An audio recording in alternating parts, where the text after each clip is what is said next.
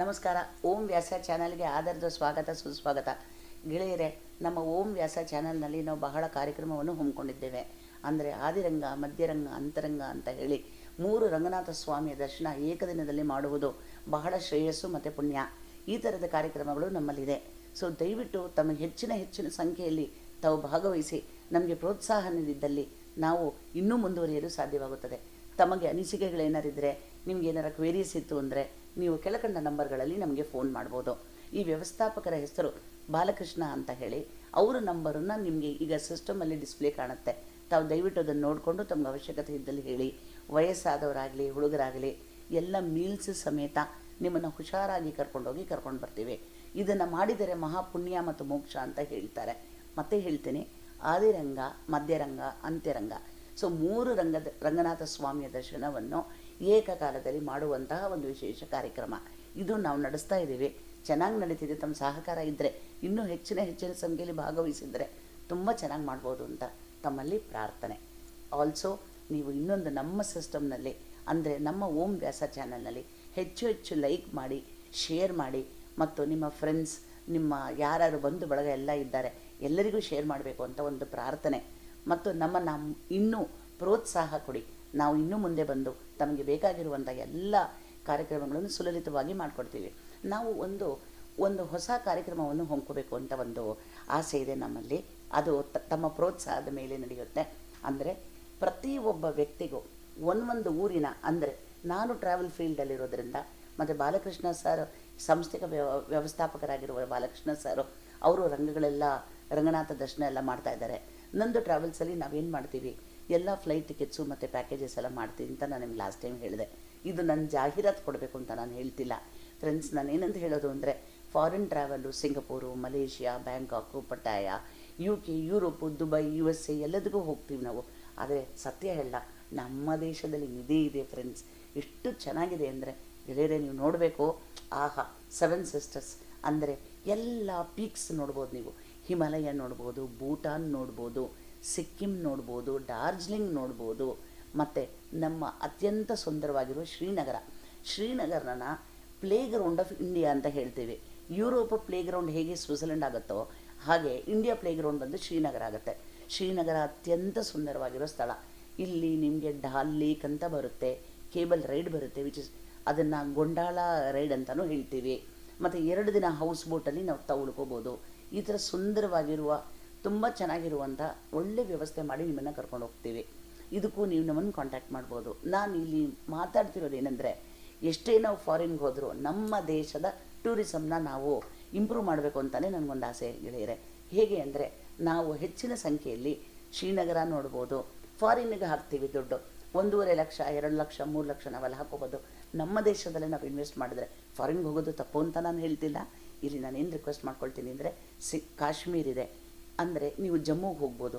ಜಮ್ಮುಗೆ ಹೋಗಿ 2 ದಿನ ವೈಷ್ಣವ ದೇವಿ ನೋಡಿಕೊಂಡು ವಾಪಸ್ಸು ಜಮ್ಮುವಿಂದ ಶ್ರೀನಗರ ರೋಡಲ್ಲಿ ಬರ್ಬೋದು. 4 ನೈಟ್ಸ್ ಪ್ಯಾಕೇಜ್ ಅಂತ ಏನು ಹೇಳ್ತೀವಿ. 4 ನೈಟ್ಸು ತಾವು ಶ್ರೀನಗರದಲ್ಲಿ ಉಳ್ಕೊಂಡ್ರೆ ನಿಮಗೆ ಎಲ್ಲ ಲೇಕ್ಸ್ ತೋರಿಸ್ತೀವಿ. ಇಲ್ಲಿ ರೋಸ್ಗಳು, ಆ್ಯಪಲ್ಗಳು ಹೇರಳವಾಗಿದೆ. ನೀವು ನೋಡಿದ್ರೆ, ಈ ಸೌಂದರ್ಯ ನೋಡಿದ್ರೆ ಗಂಟೆಗಟ್ಟಲೆ ಎಲ್ಲೋ ಫಾರಿನ್ ಪ್ರವಾಸ ಮಾಡ್ಕೊಂಡು ಹೋಗಿ ಸುಸ್ತು ಮಾಡಿಕೊಂಡು ಯಾರಿಗೋ ನಾವು ಬಿಸ್ನೆಸ್ ಕೊಡೋ ಬದಲು ನಮ್ಮ ದೇಶದಲ್ಲಿರುವಂಥ ನಮ್ಮ ಪ್ರವಾಸೋದ್ಯಮಕ್ಕೆ ತುಂಬ ಒಳ್ಳೆಯ ಉಪಯೋಗವಾಗುತ್ತೆ. ಮತ್ತು ಇಲ್ಲಿ ಮಾಡುವಂತಹ ಎಲ್ಲ ತಯಾರಿ ಮಾಡುವಂಥ ವ್ಯಕ್ತಿಗಳಿಗೆ, ಟೂರಿಸಂ ಇಂಡಸ್ಟ್ರಿಗೆ ಇನ್ನೂ ಹೆಚ್ಚಿನ ಸಂಖ್ಯೆಯಲ್ಲಿ ನಾವು ಶಕ್ತಿ ಕೊಡುವಂತಾಗುತ್ತೆ. ಅವ್ರಿಗೇನಾಗುತ್ತೆ, ಇವಾಗ ಖುಷಿ ಪಡ್ತಾರೆ, ಓ ನಮ್ಮ ಟೂರಿಸಮೇ ಬೂಮ್ ಆಗ್ತಾ ಇದೆ ಹಾಗೆ ಅಂತ. ಇನ್ನೂ ಹೆಚ್ಚಿನ ಸಂಖ್ಯೆಯಲ್ಲಿ ಅವ್ರಿಗೂ ಒಂದು ಅನ್ನ ಮತ್ತು ಅವ್ರಿಗೂ ಬೆಳೆಯೋಕ್ಕೆ ಒಂದು ಅವಕಾಶ ನಾವು ಕೊಟ್ಟಂಗಾಗುತ್ತೆ. ಹಾಗಾಗಿ ಶ್ರೀನಗರ ತುಂಬ ಚೆನ್ನಾಗಿದೆ. ಇನ್ನೊಂದು ವಿಶೇಷವಾಗಿರುವ ಜಾಗ ನಾನು ಹೇಳಬೇಕು ಅಂದರೆ, ಬಹಳ ನನಗೂ ಹೆಚ್ಚಿನ ಪ್ರೀತಿ ಪಾತ್ರದ ಜಾಗ ಅಂದರೆ ಪೋರ್ಟ್ ಬ್ಲೇರ್ ಅಂತ ಫ್ರೆಂಡ್ಸ್. ಪೋರ್ಟ್ ಬ್ಲೇರ್ ಅಂದರೆ ಅಂಡಮಾನ್ ನಿಕೋಬಾರ್ ಐಲ್ಯಾಂಡ್ನ ನಾವು ಪೋರ್ಟ್ ಬ್ಲೇರ್ ಅಂತ ಹೇಳ್ತೀವಿ. ಇದನ್ನು ಕಾಲಾಪಾನಿ ಅಂತಲೂ ಹೇಳ್ತಾರೆ. ಕಾಲಾಪಾನಿ ಅಂದ್ರೇನು? ಬ್ಲ್ಯಾಕ್ ವಾಟರ್ ಅಂತ. ಯಾಕೆ ಹೆಸರು ಬಂತು ಅಂತ ಹೇಳಿ, ನಾನೇ ಸರ್ವೆ ಮಾಡೋಕ್ಕೆ ಹೋಗಿದ್ದೆ ಪೋರ್ಟ್ ಬ್ಲೇರಲ್ಲಿ. ಇಲ್ಲಿ ಏನು ಸಂತೋಷ ಪಡ್ತೀರಂದರೆ, ನೀವು ಕೂತಿರುವಂತಹ ಫ್ಲೈಟು, ಪೋರ್ಟ್ ಬ್ಲೇರ್ ಫ್ಲೈಟು, ಆ ದ್ವೀಪ, ಆ ನೀರಿನ ಒಳಗಡೆ ಎಲ್ಲಿ ಹೋಗುತ್ತದೋ ಅನ್ನೋ ಥರ ಸಂತೋಷವಾಗಿ ನೋಡ್ತೀರಾ. ಆದರೆ ಸತ್ಯ ಹೇಳ್ತೀನಿ ಗೆಳೆಯರೆ, ಆ ಫ್ಲೈಟು, ನೀವು ಏರೋಪ್ಲೇನಿಂದ ನೀವು ನೀರನ್ನು ನೋಡಿದ್ರೆ ಇದೇ ಸ್ವರ್ಗ. ಇದನ್ನು ಐಲ್ಯಾಂಡ್ ಅಂತ ನಾವೇನು ಹೇಳ್ತೀವಿ. ಒಂದು ಜಾಗದಲ್ಲಿ ಭೂಮಿ, 3 ಜಾಗದಲ್ಲಿ ನೀರು ಬರುತ್ತಲ್ವ, ಅದನ್ನು ನಾವು ಐಲ್ಯಾಂಡ್ ಅಥವಾ ದ್ವೀಪ ಅಂತೀವಿ. ಅದನ್ನು ನೀವು ಕಣ್ಣಾರೆ ನೀವೇ ಕಾಣ್ಬೋದು ಈ ಏರ್ಕ್ರಾಫ್ಟಲ್ಲಿ ಹೋಗೋದಾದರೆ. ಇದು ನಿಮಗೆ ಪೋರ್ಟ್ ಬ್ಲೇರ್ ದೇಶ. ಪೋರ್ಟ್ ಬ್ಲೇರಲ್ಲಿ ಏನಾಗುತ್ತೆ, ನಿಮಗೆ ತುಂಬ ಒಳ್ಳೆ ರೆಸ್ಟೋರೆಂಟ್ ಇದೆ. ಅಂದರೆ ಇಲ್ಲಿ ಹೆಚ್ಚಿನ ರೆಸ್ಟೋರೆಂಟ್ಸ್ ನಿಮಗೆ ಸಿಕ್ಕೋಲ್ಲ, ವೆಜಿಟೇರಿಯನ್ ರೆಸ್ಟೋರೆಂಟ್ಸು. ಒಂದು ಐಸ್ ಆ್ಯಂಡ್ ಸ್ಪೈಸ್ ಅಂತ ಮತ್ತು ಇನ್ನೊಂದು ರೆಸ್ಟೋರೆಂಟ್ ಇದೆ. ಕಾರಣ ಇಲ್ಲೆಲ್ಲ ನಾರ್ಮಲಿ ನಾನ್ ವೆಜ್ ತಿನ್ನೋರೇ ಜಾಸ್ತಿ ಹೋಗ್ತಾರೆ. ಸೊ ಬಟ್ ನೀವು ವೆಜಿಟೇರಿಯನ್ಸ್ ಆಗಿರೋದ್ರಿಂದ ನಿಮಗೆ ಅದಕ್ಕೂ ಕರೆಕ್ಟ್ ಮಾಹಿತಿ ಕೊಟ್ಟು ಅದಕ್ಕೆ ವಿತ್ ಫುಡ್ ಪ್ರಿಪ್ರೇಷನ್ಸು ಮಾಡಿಸ್ಕೊಡ್ತೀವಿ, ಏನೂ ತೊಂದರೆ ಇವಲ್ಲ. ಇಲ್ಲಿ 3 ದಿನ ಅಥವಾ 4 ದಿನ ನೀವು ಪೋರ್ಟ್ ಬ್ಲೇರ್ ನೋಡ್ಬೋದು. ಪೋರ್ಟ್ ಬ್ಲೇರ್ ಅಂದರೆ ಹೇಗೆ ಅಂದರೆ ಇದನ್ನು ವಿಂಗಡಣೆ ಮಾಡ್ಕೊಳ್ತೀವಿ. ಇಲ್ಲಿ ರಾಧಾನಗರ್ ಬೀಚ್ ಇದೆ, ಲಕ್ಷ್ಮಣ ಬೀಚ್ ಇದೆ, ಸೀತಾ ಬೀಚ್ ಇದೆ, ಮತ್ತು 2 ವಿಂಗಡೆ ಆಗುತ್ತೆ. ಹೇಗೆ ಅಂದರೆ ಪೋರ್ಟ್ ಬ್ಲೇರ್ ಅನ್ನೋದು ಮೇನ್ ಅಂಡಮಾನ್. ಮೇನ್ ಅಂಡಮಾನ್ನಲ್ಲಿ ನೀವು ಒಂದು ಪೀಪಲ್ ಟ್ರೀ ಇದೆ, ಪೀಪಲ್ ಮರ ಇದೆ, ದೊಡ್ಡ ಆಲದ ಮರ ಇದೆ. ಈ ಆಲದ ಮರದಲ್ಲಿ ಎಲ್ಲ ನಮ್ಮ ಸೈನಿಕರನ್ನು, ನಮ್ಮ ಫ್ರೀಡಮ್ ಫೈಟರ್ಸನ್ನ ಕಟ್ಟು ಹಾಕಿರುವಂಥ ಜಾಗ.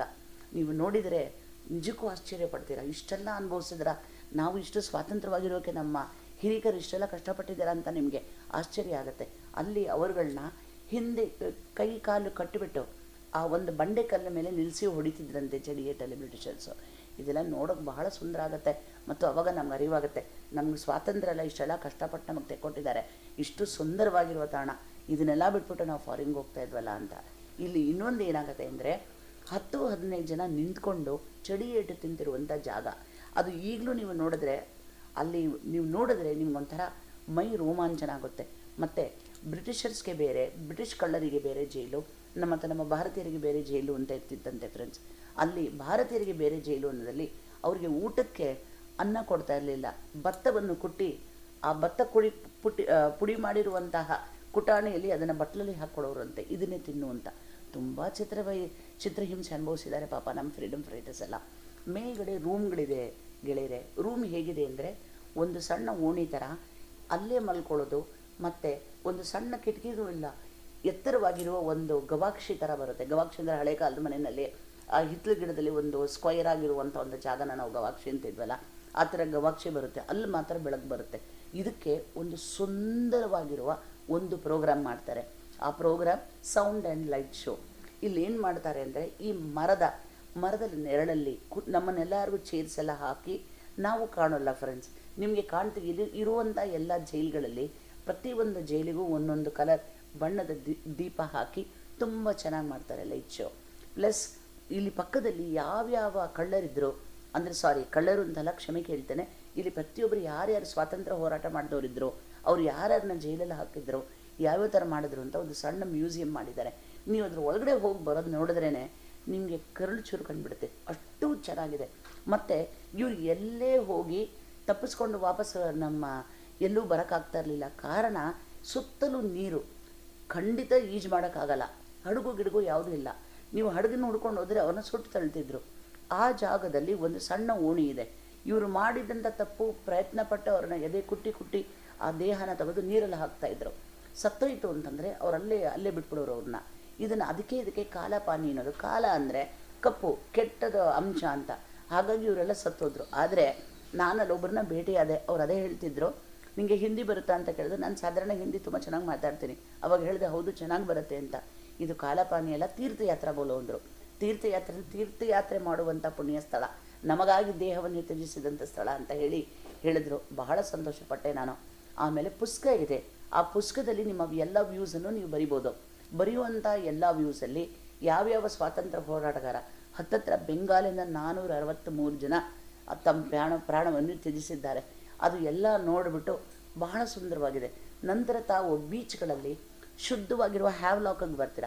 ಹ್ಯಾವ್ಲಾಕ್ ಅಂದರೆ ಇದು ಪೋರ್ಟ್ ಬ್ಲೇರಿನ, ಅಂಡಮಾನ್ ನಿಕೋಬಾರಿನ ಒಂದು ಭಾಗ. ಇದು ಸಪ್ರೇಟಾಗಿ ಹಡಗಿನಲ್ಲಿ ಹೋಗಬೇಕಾಗತ್ತೆ. ಅದು ಬ್ರಿಟಿಷರು ಶುಕ್ರವಾರ ಶನಿವಾರ ವೀಕೆಂಡ್ಗೆ ನಾವೇನು ವೆಕೇಷನ್ಗೆ ಹೋಗ್ತೀವಿ, ಅಲ್ಲಿ ಉಳ್ಕೊಳ್ಳೋಕ್ಕೆ ಹ್ಯಾವ್ಲಾಕ್ ಅಂತ ಜಾಗ ಮಾಡಿದ್ದಾರೆ. ಅದು ತುಂಬ ಸುಂದರವಾಗಿದೆ ನೋಡೋಕ್ಕೆ. ಮತ್ತು ಇಲ್ಲಿ ನಿಮಗೆ ಮುತ್ತುಗಳು, ಸೆಮಿ ಪ್ರೆಷಿಯಸ್ ಸ್ಟೋನ್ಸ್ ಅಂತ ಏನು ಹೇಳ್ತೀವಿ, ಪರ್ಲ್ಸ್ ಮತ್ತು ಮುತ್ತು, ರತ್ನ, ಪಚ್ಚೆ, ಆಲ್ ಸೆಮಿ ಪ್ರೆಷಿಯಸ್ ಸ್ಟೋನ್ಸು ನಿಮಗೆ ಚೆನ್ನಾಗಿ ಸಿಗುತ್ತೆ. ನೀವು ಪ್ರಪಂಚದಾದ್ಯಂತ ಎಲ್ಲ ಕಡೆ ಸೇಲ್ ಮಾಡ್ತಾರೆ, ಒರಿಜಿನಲ್ಲಾಗಿ ಸಿಗುತ್ತೆ. ಇನ್ನೊಂದೇನೆಂದರೆ ಇಲ್ಲಿ ನಿಮಗೆ ಸಬ್ಮರೈನ್, ವಾಟರ್ ಬೆಡ್ ವಾಕ್, ಆ ಥರ ಎಲ್ಲ ಸ್ಕೈ ಡೈವಿಂಗು, ಈ ಥರದ್ದೆಲ್ಲ ಒಂದು ಆ್ಯಕ್ಟಿವಿಟಿ ಇರುತ್ತೆ. ಸೊ ಅದನ್ನು ನೀವು ಯೂಸ್ ಮಾಡ್ಕೋಬೋದು. ತುಂಬ ಸುಂದರವಾಗಿರೋ ತಾಣ. ಇಲ್ಲಿ ಸಂಜೆ ಬೇಗ ಆಗುತ್ತೆ, ಅಂದರೆ ನೀವು ಮಧ್ಯಾಹ್ನ 3 ಗಂಟೆಗೆಲ್ಲ ರಾತ್ರಿ 8 ಗಂಟೆ ಎಷ್ಟು ಕತ್ತಲಾಗಿರುತ್ತೆ. ಸೊ ಹಾಗಾಗಿ ಹಗಲಲ್ಲೇ ಎಲ್ಲ ಸೈಟ್ ಸೀಯಿಂಗ್ ಮುಗಿಸ್ಕೊಂಡು ಬರಬೇಕು. ಊಟದ ಪಕ್ಕಾ ಪ್ಯೂರ್ ವೆಜಿಟೇರಿಯನ್ ಆದರೆ ನಂತರ ಸ್ವಲ್ಪ ಕಷ್ಟವಾಗುತ್ತೆ. ಬಟ್ ಒಂದು ಒಳ್ಳೆ ಇಂಡಿಯನ್ ರೆಸ್ಟೋರೆಂಟ್ ಇದೆ, ಅದು ಸಾಧಾರಣ ನಾರ್ತ್ ಇಂಡಿಯನ್ ಫುಡ್ ಮಾಡ್ತಾರೆ ಅವರು, ರೋಟಿ ನಾನ್ ಮಸಾಲ ಅಂತ ಈ ಥರ ನಿಮ್ಗೆ ಊಟ ಸಿಗುತ್ತೆ. But it's a beautiful place, ನೀವು ಖಂಡಿತ ನೋಡಬೇಕಾಗಿರುವಂಥ ಸ್ಥಳ. ನಾವು ಯಾವ ಯಾವ ದೇಶಕ್ಕೋ ಲಕ್ಷಗಟ್ಟಲೆ ಕೊಡ್ತೀವಿ, ನಮ್ಮ ದೇಶದಲ್ಲಿರುವಂಥ ಈ ಸುಂದರವಾದ ದ್ವೀಪ ಪೋರ್ಟ್ ಬ್ಲೇರನ್ನು ನಾವು ಖಂಡಿತ ನೋಡಬೇಕು. ಇನ್ನೊಂದು ಈ ಊರಿನಲ್ಲಿ ನೀವು ನೋಡಬೇಕಾಗಿರುವಂಥ ಅಂಶ ಅಂದರೆ, ಒಂದು ಭಾಗದಲ್ಲಿ ರಾಸ್ ಐಲ್ಯಾಂಡ್ ಅಂತ ತೋರಿಸ್ತಾರೆ. ಈ ರಾಸ್ ಐಲ್ಯಾಂಡಲ್ಲಿ ಏನಾಗುತ್ತೆ, ಒಂದು ಕಡೆಯಲ್ಲಿ ಒಂದು ಚೌಕಟ್ಟು ಮಾಡಿದ್ದಾರೆ, ಆ ಚೌಕಟ್ಟಲ್ಲಿ ಮಣ್ಣಿನ ಗೂಡುಗಳನ್ನ ಕಟ್ಟಿದ್ದಾರೆ. ಮಣ್ಣಿನ ಗೂಡು ಅಂದರೆ ಒಂದು ಚೌಕಟ್ಟಲ್ಲಿ ಮಣ್ಣಿನ ಗೂಡು, ಅದರಲ್ಲಿ ಒಂದು ಈಶ್ವರನ ಪ್ರತಿಮೆ, ಇನ್ನೊಂದು ಹಿಂದಿನಲ್ಲಿ ಮಾರುಕೆಟ್ ಅಂತ ಬರೆದಿದ್ದಾರೆ. ಮಾರುವ ಕಟ್ಟೆ ಮಾರುಕಟ್ಟೆ ಅಂತ ಇದ್ದಿದ್ದನ್ನು ಬ್ರಿಟಿಷರ್ಸ್ ತೊಗೊಂಡು ಮಾರ್ಕೆಟ್ ಅಂತ ಮಾಡಿಬಿಟ್ರು, ಅಷ್ಟೇ ವ್ಯತ್ಯಾಸ. ಇವಾಗ ಕಟ್ಟ ಮರಂ ಯಾರು ಕೇಳಿದ್ರಂತೆ, ನೀರಲ್ಲಿ ದೋಣಿ ಹೋಗಲ್ಲ, ಅದಕ್ಕೇನು ಮಾಡಬೇಕು ಅಂತ 4 ದೊಡ್ಡದಾಗಿರುವಂಥ ಮರಗಳ ತುಂಡುಗಳನ್ನ ತೊಗೊಂಡು ಅದನ್ನು ಕಟ್ಟಿದ್ನಂತೆ ಗಟ್ಟಿ ಇರೋ ಹಗ್ಗದಲ್ಲಿ, ನಾವು ಭಾವಿಸಿದಲ್ವ ಆ ಹಗ್ಗದಲ್ಲಿ, ಅದಕ್ಕೆ ಕಟ್ಟ ಮರಂ ಅಂದಂತೆ. ದಟ್ ಇಸ್ ಕ್ಯಾಟಮೆರಾನ್, ಅದನ್ನು ಕ್ಯಾಟಮೆರಾನ್ ಅಂತ ಮಾಡಿದ್ರು. ಇಷ್ಟೇ ವ್ಯತ್ಯಾಸ. ಬಟ್ ಇಲ್ಲಿ ನೀವು ನೋಡಿದ್ರೆ ಎಲ್ಲರೂ ಜೈಲಲ್ಲಿರುವಾಗ ಅವ್ರಿಗೆ ಸಮಾಧಾನ ಆಗಲಿ ಅಂತ ಸಣ್ಣದಾಗಿರುವಂಥ ಮಾರ್ಕೆಟು ಜಾಗ ನೋಡಿದ್ರೆ ನಿಮಗೆ ಇಷ್ಟೆಲ್ಲ ಕಷ್ಟಪಟ್ಟಿದ್ದಾರ, ಇಷ್ಟೆಲ್ಲ ನೊಂದೋಗಿದ್ದಾರೆ. ಅಯ್ಯೋ ಕರಳಂತೂ ಚುರುಕಾಗುತ್ತೆ. ನಾವು ಎಷ್ಟೆಲ್ಲ ಮಾಡಿದ್ದೀವಿ, ಎಷ್ಟೋ ಮಾಡಿದ್ದೀವಿ, ನಮಗೆ ಮಾಡಿದಂಥ ಜನಕ್ಕೆ ನಮ್ಮ ದೇಶದಲ್ಲಿರುವ ಈ ಪೋರ್ಟ್ ನೋಡೋಕ್ಕೆ ಸುಂದರವಾಗಿರುತ್ತೆ ಅಲ್ವಾ.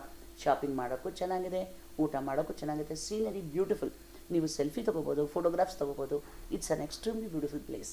ಖಂಡಿತ ಪೋರ್ಟ್ ಬ್ಲೇರ್ಗೆ ನೀವು ಟ್ರಾವೆಲ್ ಮಾಡಬೇಕು. ಇಲ್ಲಿ ಹೋಗುವ ಬಗ್ಗೆ ನೀವು ಇದರಲ್ಲಿ ಹಡಗಲ್ಲಿ ಹೋಗ್ಬೋದು. ಬಟ್ ಹಡಗು ನಾನು ರೆಕಮೆಂಡ್ ಮಾಡಲ್ಲ, ಯಾಕೆಂದರೆ ರೆಗ್ಯುಲರಾಗಿ ಆಪ್ರೇಟ್ ಆಗಲ್ಲ, ಅದಕ್ಕೆ ಫ್ಲೈಟಲ್ಲೇ ಹೋಗ್ಬೋದು. ಇವಾಗಂತೂ ಬಿಡಿ ಎಷ್ಟೊಂದು ಫ್ಲೈಟ್ಸ್ ಆಗಿದೆ, ಡೈರೆಕ್ಟ್ ಫ್ಲೈಟ್ ಇದೆ ಪೋರ್ಟ್ ಬ್ಲೇರ್ಗೆ, ಡೈರೆಕ್ಟಾಗಿ ಹೋಗ್ಬಿಟ್ಟು ಬರ್ಬೋದು, ಮದ್ರಾಸ್ ಮೇಲೆ ಹೋಗ್ಬಿಟ್ಟು ಬರ್ಬೋದು. ನಿಮ್ಮ ಬಜೆಟ್ಗೆ ತಕ್ಕಂತೆ 3, 4 ಮತ್ತು 5 ಸ್ಟಾರ್ ಅಕಾಮಿಡೇಷನ್ ಸಿಗುತ್ತೆ. ಖಂಡಿತ ತಾವು ಪ್ರವಾಸ ಮಾಡಿ. Port Blair is a beautiful destination, ಬಹಳ ಒಳ್ಳೆಯ ಜಾಗ. ನೀವು ನಿಮಗೆ ನಮ್ಮ ದೇಶದ ಸ್ವಾತಂತ್ರ್ಯ ಹೋರಾಟಗಾರರು ಹೇಗೆ ಕಷ್ಟಪಟ್ಟಿದ್ದಾರೆ ಅಂತ ನೋಡ್ಬೋದು. ಬ್ಯೂಟಿಫುಲ್ ಆಗಿರೋ ಸೌಂಡ್ ಆ್ಯಂಡ್ ಲೈಟ್ ಶೋ ನೋಡ್ಬೋದು. ಬೀಚಲ್ಲಿ ಮಕ್ಕಳಾಗಲಿ ನೀವಾಗಲಿ ತುಂಬ ಖುಷಿಯಾಗಿ ಆಟ ಆಡ್ಬೋದು. ಸೊ ನಿಮ್ಗೆ ಇಲ್ಲಿ ಚರಿತ್ರೆ ಕಲ್ತ್ರಿ, ನೀರಲ್ಲಿ ಆಟ ಆಡಿದ್ರಿ, ಶಾಪಿಂಗ್ ಮಾಡಿದ್ರಿ, ನಮ್ಮ ಇಂಡಿಯಾಗೆ ನೀವು ರೆವೆನ್ಯೂ ಕೊಟ್ರಿ. ಬನ್ನಿ, ಖಂಡಿತ ದಯವಿಟ್ಟು ತಾವು ನೆಕ್ಸ್ಟು ಪೋರ್ಟ್ ಬ್ಲೇರ್ ನೋಡ್ತೀರಾ ಅಂತ ನಾನು ಭಾವಿಸ್ತೇನೆ. ನಮಸ್ಕಾರ.